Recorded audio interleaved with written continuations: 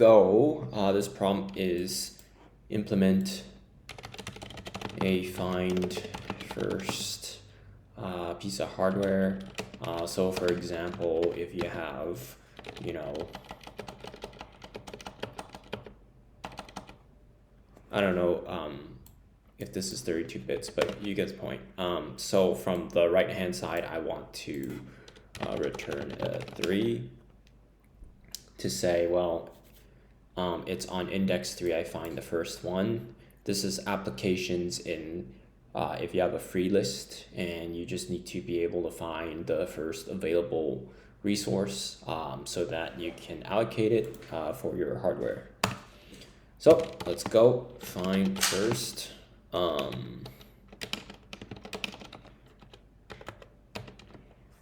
Parameter is the width. This is the width of the how big your find first vector is.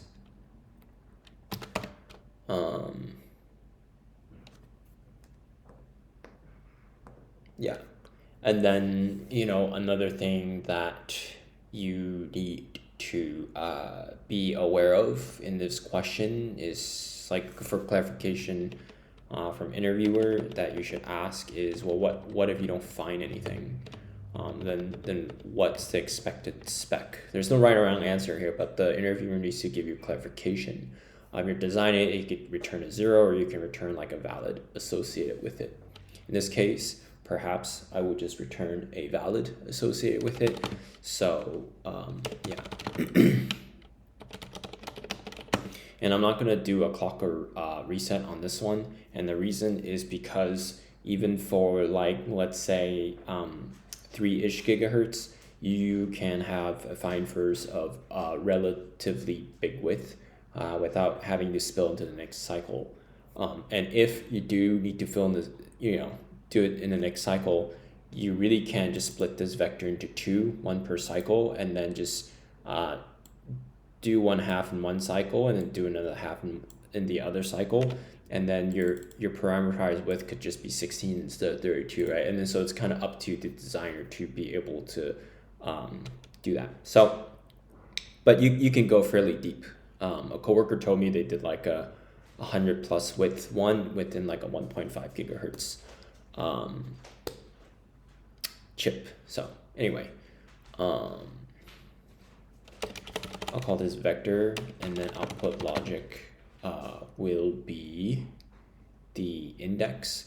So you can have the interviewer say, like, hey, can you do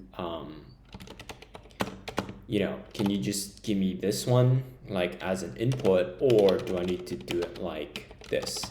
In my case, I'll just do it like this, just for ease. So if this was, let's say, 4, then this is a 2, and so this is actually -1, 0, and I would return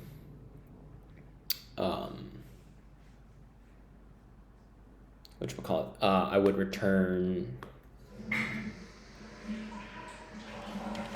so if the interviewer says you need to do a C-log 2, then your retort should be, okay, only works for width of more than 1 entry. If width equals 1, your find first, and then just tell the interviewer, if it's just if your width is 1, then your find first is just, you know, found equals, you know, found, like, your vector, is it a 1 or a 0? Right? It's 1 bit, right? So if it's a 1, then you found it. If it's not, you didn't find it, right? So there's no find first if it's a 1-bit vector, and it's kind of pointless. So you can kind of safely do this. I'll just call this index, and then output logic. I'll call this valid for found, or you can say found. So if I output an index and it's found, then it's qualified by found. And if it's not found. So anyway, this is just there's no clocks here, so it's all combinational, and you probably what you want to do is have a logic that says is found, and then you want to initialize that to 0, and for so now we're just gonna, this is more like just a software loop, but it's hardware unrolling the loop, potentially with some look-ahead logic that gets synthesized. That's beyond my knowledge, but basically you want to look at vector I. And then so if this vector I is 1 bit 1, then what you want to do is found is 1, and then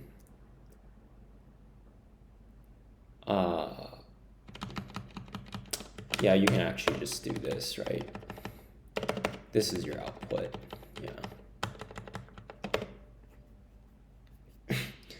And then your and you also want to qualify this with not found, because I've already found it. I don't need to look at the vector anymore. And you have to have this because obviously there's no break in Verilog logic because it's not sequential, right? It's all hardware.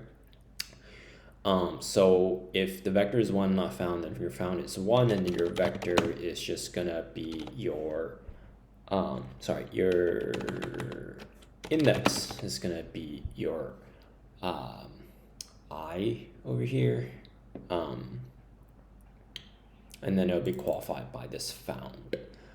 So if that's all zeros, then you would never hit this, obviously, and then so this would never be triggered, and your found would always be 0. Let's see if this compiles even.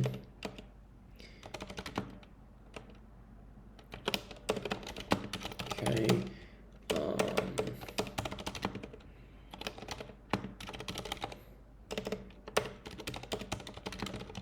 So right, so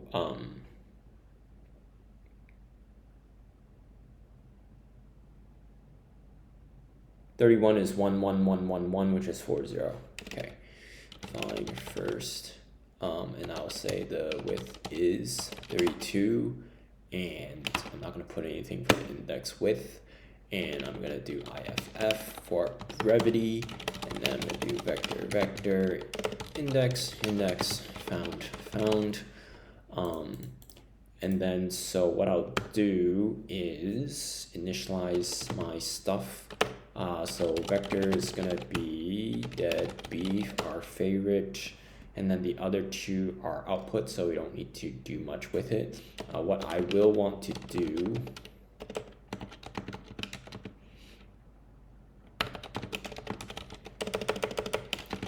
is I want to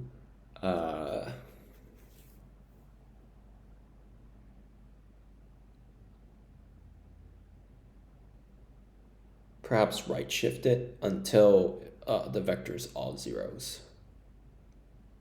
So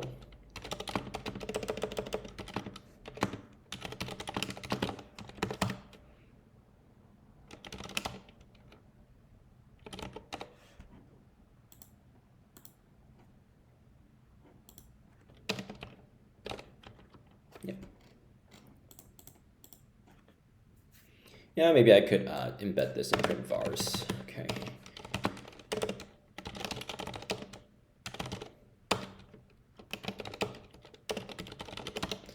And let's do vector, which is our current vector, and then if I found it, and what is the index? So like that.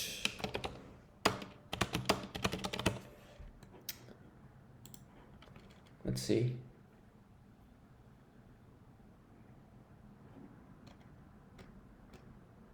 Okay, so in this case, that's good.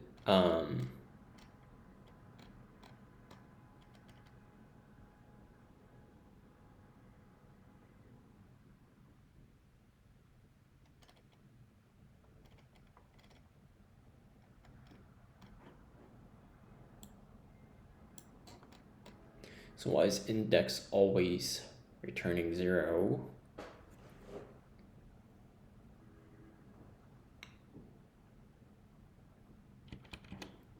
What about this?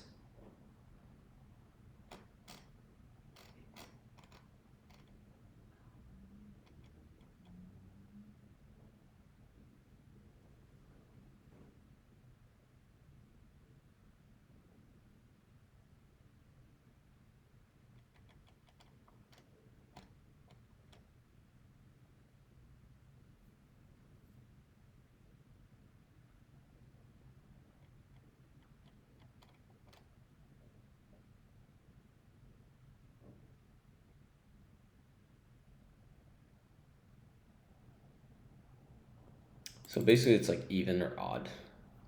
Because I guess if I'm right shifting it, B and D and F are odd, so it would be 0. 6 is 1, 1, 0. I guess there's not really any like huge gaps after I right shift it, but these look right as I'm like right shifting it. So B is ending in 1 in that nibble, so then there's 12 zeros, so but it's 0 indexed, so it's found and it's like 12. Yeah, so what if I did like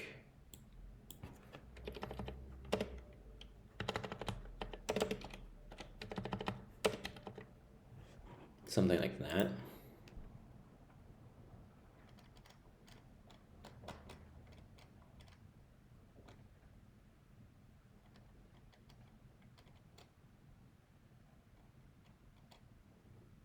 Yeah, yeah, like this A1.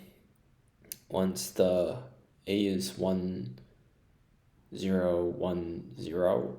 So, yeah, so 1, 0, 1, so it's 4 here, and then it gets right shifted, and,